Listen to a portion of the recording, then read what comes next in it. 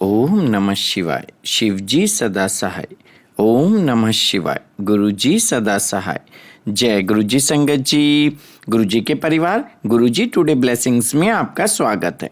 Channel पर नए हैं तो चैनल को शेयर करें और सब्सक्राइब करें और साथ में लगे हुए बेल आइकॉन के बटन को प्रेस करके ऑल पर क्लिक कर दें ताकि डेली अपलोड होने वाले बड़े मंदिर वाले प्यारे से गुरुजी के सत्संग और ब्लेसिंग संगत जी आप तक पहुंच सकें।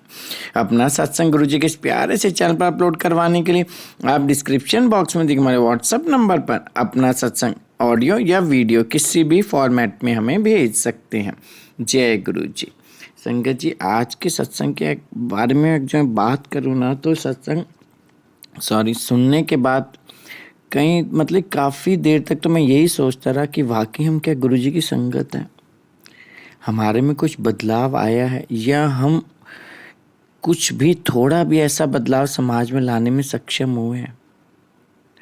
महाराज से यही अरदास करूँगा कि महाराज सब पे अपनी ब्लेसिंग्स बना के रखना, सब बच्चों का हाथ पकड़ के रखना, सब बेटियों का हाथ पकड़ के रखना, उनकी झोलियों में हमेशा खुशियों की दात बरसाना।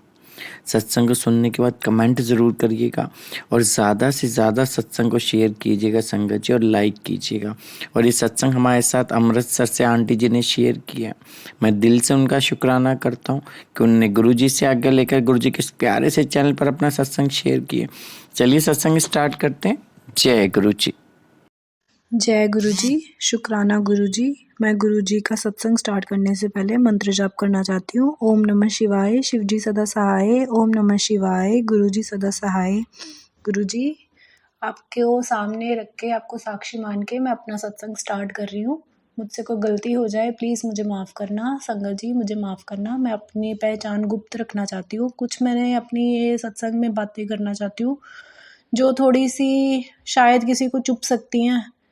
मेरे अकॉर्डिंग तो वो सही हैं, पर बाकी मुझे किसी का नहीं पता। गुरुजी ने मुझे आदेश दिए कि बेटा वो बात भी तुमने सत्संग में करनी है। मैंने पहले भी रिकॉर्ड करके भेजा था पर वो शेयर नहीं हो पाया, तो मैंने अंकल को बोला था कि अंकल मैं ना दोबारा भेजूंगी आपको। मेरे साथ कुछ गुरुजी ने एक मिरेकल किया है तो मैं वो भी अपना इंक्लूड करवाना चाहती हूँ।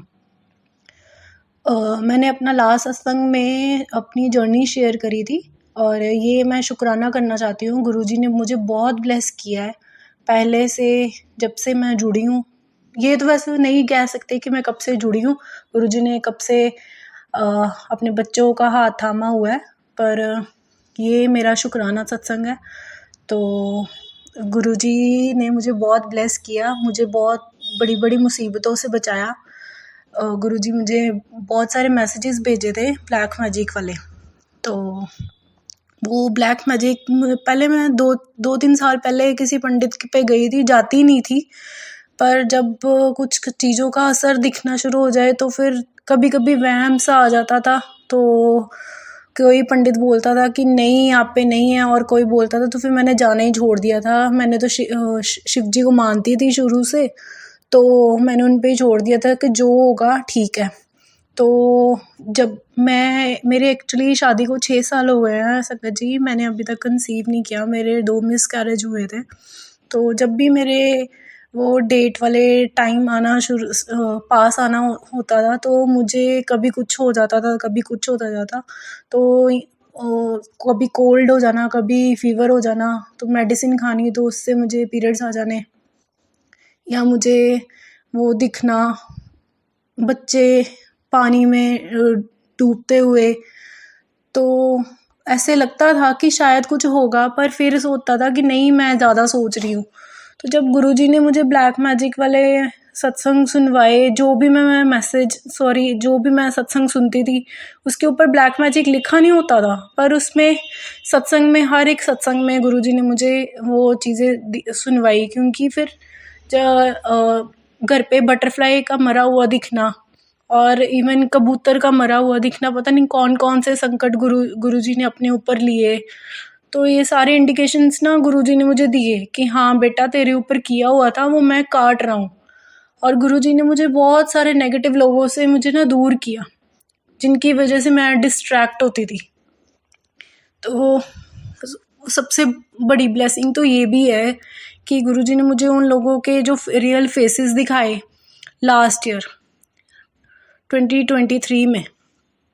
वो गुरुजी का नंबर भी है ना 7, तो उसमें सबके चेहरे दिखाए गुरुजी ने मुझे, जिनके लिए मैं सब किया, जिनके अगर मैं जीऊँ या मरूँ उनको उस बात से कोई फ़र्क नहीं पड़ता था।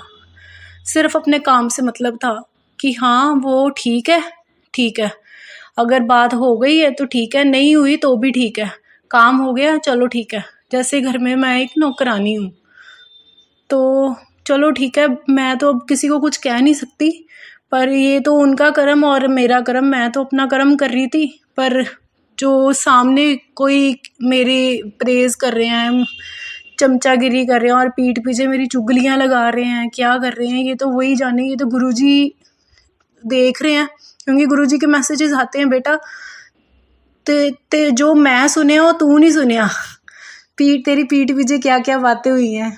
तो गुरुजी ने मुझे सब वो सुनवाई, और मुझे इवन की जो मेंटल टॉर्चर मिला मेरी प्रेगनेंसी को लेके, मेरे शरीर पे कोढ़ है, ये वो सब बहुत कुछ सुना पंडित संगत जी। वो ना चीज़ें फ़ील होती हैं समटाइम्स, पर फिर भी सोचती हूँ कि गुरुजी के मैसेजेस आते हैं कि तू नहीं सोचना, तू रोना नहीं, तू मेरी प्यारी धी है, मैं देख रहा सब कुछ, मैं सब कुछ जिन्हें तेरे नाल बुरा किया मैं वेखांगा, तू नहीं उन्हें कुछ कहना, तू नहीं कोई बददुआ देनी। तो फिर मैं छोड़ देती हूँ। मैं ये नहीं कहती कि मैंने कभी कुछ बोला नहीं होगा, या मैं सिर्फ बातें सुनी ही हैं, बहुत 10-15 बात सुन के कभी कोई एक जवाब तो मैंने भी दिया होगा, मैं कोई दूध की धुली हुई नहीं थी। पर गुरुजी के आने के बाद मेरे में बहुत ज़्यादा पेशेंस आ गई है, मैं खुद में फ़ील करती हूँ, इग्नोर करना पसंद करती हूँ कि उन लोगों से मैं दूर ही रहूँ जो मेरे लिए ना वर्स्ट सिचुएशंस क्रिएट करते हैं। गुरुजी ने वो सिचुएशंस पैदा की कि वो खुद ही मेरे से ना दूर हो गए, मेरे अब आगे आते ही नहीं हैं, और आते भी हैं तो मैं इग्नोर ही करती हूँ। तो अब फिर ना लास्ट ईयर मुझे एक सत्संग आया 31 दिसंबर को, तो उसमें मेरा बहुत मन था कि मैं कोई सेवा करूं, तो गुरुजी ने मुझे वहाँ पे लंगर सेवा ब्लेस करी, मुझे बहुत खुशी हुई। वहाँ पे एक्चुअली सभी की ड्यूटीज़ ना लगी हुई थी, तो फिर भी मुझे वहाँ पे आंटी को मैंने बोला था कि आंटी मुझे ना सेवा दे देना, तो वो कह रहे कि बेटा नहीं, ये सेवा तो लगी हुई है ऑलरेडी, तो चलो मैं देख लूँगी। पर जब लंगर सेवा हुई या चाय प्रसाद दिया सबको, तो उन्होंने मुझे सेवा दी, मुझे बहुत खुशी हुई कि गुरुजी ने मेरी ये बात सुनी, मेरा वो चीज़ जो मुझे चाहिए थी गुरुजी ने मुझे ब्लेस किया। लंगर सेवा मैंने करी, चाहे थोड़ी सी ही करी, पर मुझे बहुत खुशी मिली। उसके बाद गुरुजी के ना बहुत सारे मैसेजेस आ रहे थे कि बेटा डुगरिया में तुझे ब्लेस करना है। तो 7 जैन की ना बस थी, मैंने पहले ही बुकिंग करवा ली हुई थी, पर वो आंटी की ना बस कैंसिल हो गई। वो कहते कि ना उनके रिलेटिव्स में डेथ हो गई, तो फिर बस कैंसिल हो गई। तो फिर मैंने अपनी सिस्टर इन लॉ से नंबर लिया, वो किसी और ग्रुप में ऐड हैं, तो उनको भी मैसेज आया हुआ था। फिर मैंने वहाँ पे बुकिंग करी, वहाँ पे भी ना कच्चा पक्का ही सही था। वो अंकल कहते कि बेटा अभी ना उन्होंने कंफर्म नहीं किया, 2 सीट्स ही बची हुई हैं, बाकी मैं तुझे फिर भी बताऊंगा। तो आधे घंटे बाद मैंने अंकल को कॉल किया, तो वो कहते कि हाँ बेटा है एक सीट, तो अगर तुम अभी पेमेंट कर दोगी तो मैं तुम्हारी सीट बुक कर देता हूँ। वो भी मेरी गुरुजी ने मेरी सीट बुक करवा दी। जय गुरुजी, शुक्राना गुरुजी, मैं तो बहुत खुश हुई। गुरुजी आप मुझे डुगरी आने के लिए बोल रहे थे, और देखो पहले आपने कैंसिल करवा दी और अब आपने मेरी सीट बुक करवा दी है, तो मैं बड़ी खुश हुई। नेक्स्ट डे मुझे एक्चुअली बस का ना बहुत ज़्यादा फोबिया है संगत जी, तो मैं बस में ना ट्रैवल नहीं कर सकती, मुझे वॉमिटिंग्स चक्कर सब आते हैं। पर उस दिन मेरे साथ इतना बड़ा चमत्कार हुआ, मुझे कोई वॉमिटिंग नहीं आई, मुझे कोई चक्कर नहीं आया, मैं आराम से गई, आराम से आई। गुरुजी ने इतना मुझे ब्लेस किया, मैं इतने मतलब ना क्या मैं डिस्क्राइब करूँ वर्ड्स में, इतना मुझे ब्लेस फील हो रहा था कि मैं कोई किसी को अगर वो बोल रही थी कि मुझे ये होता है वो होता है, कोई बोलेगा कि नहीं ये तो झूठ बोल रही है, इसको तो कुछ हुआ ही नहीं। और मैं आगे ड्राइवर के पास बैठी हुई हूँ, सबके साथ अपना सत्संग शेयर कर रही हूँ, आराम से गई बातें करते, और बहुत अच्छा लगा मुझे गुरुजी के दरबार में। लंगर प्रसाद किया, गुरुजी से लोटा ब्लेस करवाया, बहुत बहुत सुकून मिला मुझे। उसके बाद संगत जी घर पे आई, तो मेरे एक्चुअली ना फादर इन लॉ 3 महीने से ठीक नहीं है, उन्हें थोड़ा ब्रेन स्ट्रोक आया था, तो वो उसकी वजह से ना मैं शॉप पे भी बैठ रही हूँ अपने हस्बैंड के साथ। तो वहाँ पे मैं एक बार ना बैठी हुई, तो मेरे साथ वहाँ पे भी गुरुजी ने एक सत्संग किया। मैं गुरुजी का ना सत्संग सुन रही थी यूट्यूब पे। तो वहाँ पे उस आंटी बोल रहे थे कि मुझे ना गुरुजी का मैसेज आया, मैं तेनू वाइट चोले विच दर्शन देवांगा। तो और मेरे सामने एकदम से वाइट कलर की बटरफ्लाई आई और उड़ गई। मैंने कहा वाह गुरुजी, आपने तो मुझे भी वाइट चोले में दर्शन दे दिए, शुक्राना गुरुजी। उसके बाद मैंने गुरुजी को चाय का भोग लगाया, तो उसमें मुझे गुरुजी ने ओम दर्शन दिए।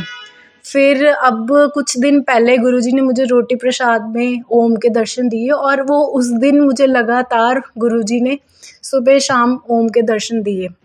तो मैं बहुत खुश थी। मैंने अपने हस्बैंड को भी दिखाया कि ये देखो गुरुजी ने मुझे कैसे ब्लेस किया, और मैंने उनको भी खिलाया कि वो भी मतलब नेगेटिव चीज़ों से दूर रहे, वो भी मतलब अच्छा फील करे। तो मुझे फिर ना गुरुजी के ड्रीम दर्शन हुए, मैं वो बताना भूल गई। तो 11-12 नवंबर के आसपास मेरे हस्बैंड का बर्थडे था उस दिन।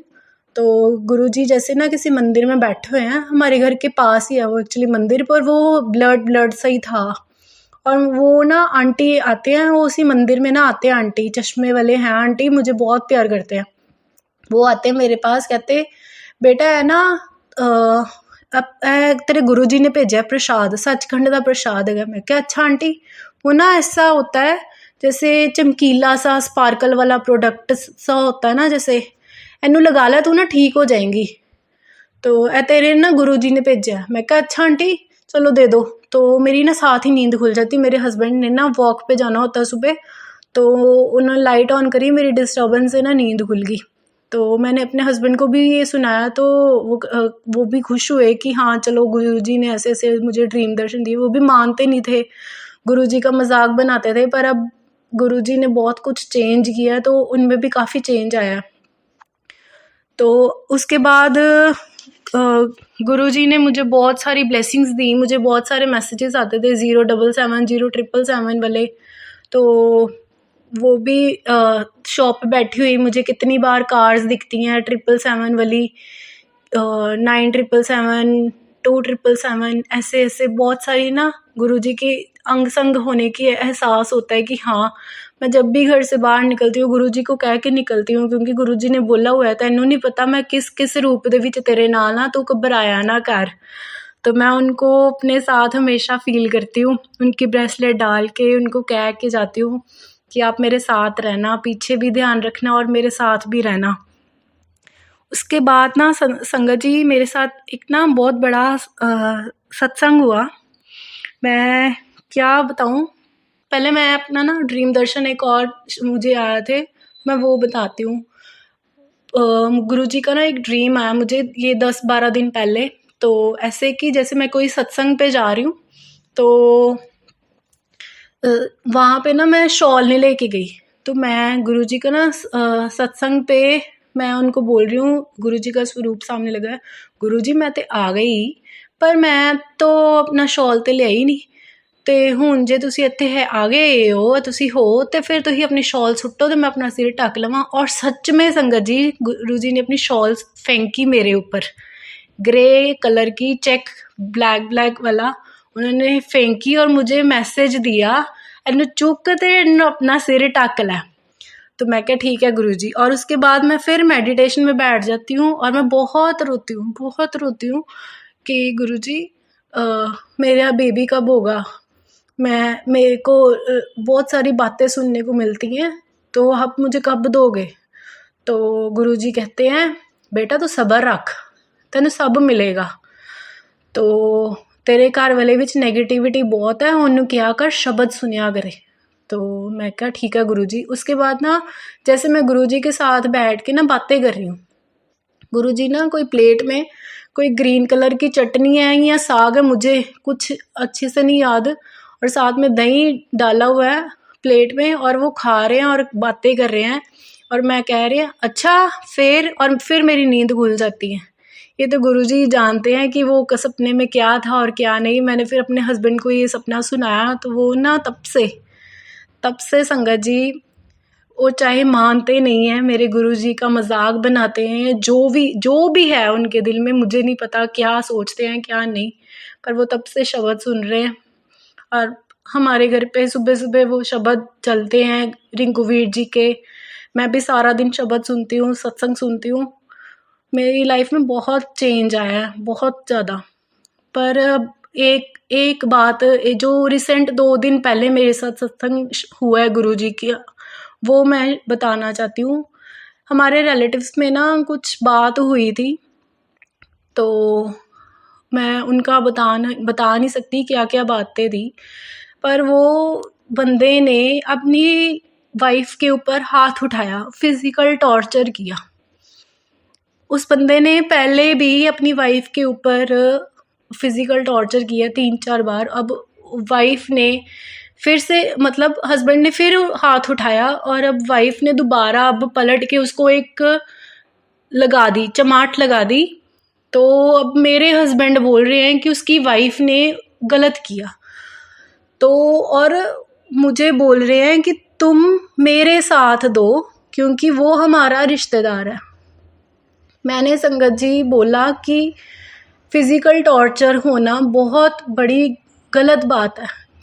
सबसे पहले हम इंसान हैं, एक वुमेन को, मतलब एक औरत को दूसरी औरत के साथ दर्द होना चाहिए, एक इंसानियत का रिश्ता होना चाहिए।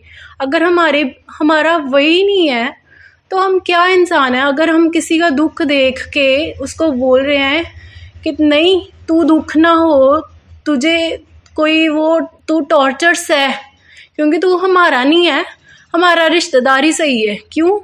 क्योंकि उससे हमारा खून का रिश्ता है। क्यों हमारा खून का रिश्ता गलत नहीं हो सकता? मुझे मेरे हस्बैंड ने बोला कि क्या तेरे गुरुजी तुझे ये शिक्षा दे रहे हैं कि तू अपने हस्बैंड के खिलाफ जाके खड़े हो? मैंने उन्होंने ना गुरुजी का लॉकेट उतार के रख दिया कि मैं तब ये डालूंगा जब तेरे गुरुजी तुझे अच्छे से शिक्षा देंगे। उन्होंने उतार दिया, मेरे से बातें करी, बहस करी, मैंने कुछ नहीं बोला उनको। मैंने कहा आपने जिसके साथ खड़े होना आप खड़े होइए, पर मैं आपके साथ हूँ, पर मैं किसी लेडी के साथ या किसी भी बंदे के साथ हो, या मैं नहीं कहती कि किसी एक ही की गलती हो सकती है, दोनों की हो सकती है। हम उनको प्यार से समझा सकते हैं, बातों से समझा सकते हैं, उनसे बात करिए, हमें डिस्कस करना चाहिए। तो क्या पता क्या क्या सिचुएशंस हुई उस लेडी के साथ, हम नहीं हैं वहाँ पे, क्या क्या सिचुएशंस हुई, उसको कितना फिजिकल टॉर्चर हुआ होगा। मतलब एक लेडी ही अगर एक लेडी की दुश्मन बन जाएगी, एक औरत ही, और औरत तो चलो छोड़िए, एक इंसान ही दूसरे इंसान का दुश्मन बन जाएगा, तो वो क्या, मतलब क्या हमारा रहेगा आगे। तो फिर गुरुजी ने मुझे साथ ही में ना आके जवाब दिया। मैंने गुरुजी को बोला कि गुरुजी मैं सही हूँ या गलत हूँ? मुझे अपने हस्बैंड के साथ खड़े होना चाहिए। मुझे पता है मेरा हस्बैंड गलत है इस टाइम पे, उसको ये दोनों को समझाना चाहिए, ना कि ये मुझे कहना चाहिए कि मैं गलत हूँ। और साथ ही में संगत जी वाइट बटरफ्लाई आई मेरे पास और पास से निकली, और एक ऑटो मैंने कभी नहीं देखा अपने घर के पास, कभी भी नहीं, और उस पर इतना बड़ा बड़ा लिखा हुआ था जय गुरुजी, शुक्राना गुरुजी। और मुझे गुरुजी ने साथ ही जवाब दे दिया कि तुम सही हो, क्योंकि कृष्ण भगवान भी कहते हैं धर्म का युद्ध हमारा जो अपनों के साथ ही होता है। तो मैं सिर्फ इतना ही जानती हूँ कि फिजिकल टॉर्चर किसी पे नहीं करना चाहिए। ऑलरेडी पता नहीं कितने लोग, कितनी लड़कियां इस मतलब ये टॉर्चर से जूझ रही होगी। अगर यही चीज़ हमारी बेटी के ऊपर या मेरी बहन के ऊपर हो तो मैं दूसरे को गलत बोलूँगी ना कि हाँ उसने करी, तो यही चीज़ उस लेडी के ऊपर भी तो इम्प्लीमेंट होनी चाहिए थी ना। अगर मेरा उससे खून का रिश्ता नहीं है, पर मुझे उससे उसका दर्द तो फील होना चाहिए ना। तो ये थोड़ी ना है कि अगर हमारा वो रिश्तेदार है वो सही होगा और जो वो दूसरे की बेटी और वो गलत ही होगी, ये तो नहीं होना चाहिए। ये चीज़ मेरे दिमाग में बहुत बार खटकी, और गुरुजी ने भी मुझे जवाब दिया कि नहीं बेटा तुझने ये अपने सत्संग में शेयर करना है। तो शायद इसीलिए मेरा सत्संग वो शेयर नहीं हुआ होगा। बाकी मेरे बातों से किसी को बुरा लगा हो तो मुझे माफ़ करना संगत जी। गुरुजी आप भी मुझे माफ़ करना। आप मैं तो बस यही गुरुजी को बोलती हूँ, गुरुजी सबको सही राह पे सबको सही राह दिखाना गुरुजी। किसी को भी ना वो चीज़ नहीं ना फील हो कि मैं कहाँ पे आ गया या ये वो, सबको सही राह पे दिखाना। अपनी सबकी बाँह फड़ के रखना गुरुजी, क्योंकि आप ना होते तो सब ने रुल जाना था। और आपकी बेटियों को तो सबसे ज़्यादा ज़रूरत है गुरुजी, क्योंकि माँ बाप और गुरुजी इनके अलावा और कोई नहीं होता, चाहे वो हस्बैंड ही क्यों ना हो। क्योंकि माँ बाप ने अपने फूलों की तरह बच्चों को पाला होता है, और हस्बैंड को ये राइट नहीं है कि वो अपनी बीवियों के ऊपर फिजिकल टॉर्चर करे। बात का अगर बातों से अगर जवाब दिया है तो बातों से ही जवाब लो। फिजिकल टॉर्चर करना बहुत बड़ी गलत बात है। मैं तो इस चीज़ के हक में नहीं हूँ, और मेरे मन में गुरुजी ने ये बात डाली कि बेटा तू ये शेयर कर, और मैं शेयर कर रही हूँ। मेरे से अगर कोई गलती हो जाए मुझे माफ़ करना। सब संगत जी को संगत जी मुझे माफ़ करना। मैं बहुत ज़्यादा ना घबरा गई थी, मेरी क्या क्या मैं बोल गई हूँ मुझे नहीं पता। मैं अपना सत्संग को यहीं विराम देती हूँ। जय गुरु जी, शुक्राना गुरु जी, अनंतम अनंतम शुक्राना गुरु जी। ओम नमः शिवाय, शिव जी सदा सहाय। ओम नमः शिवाय, गुरु जी सदा सहाय।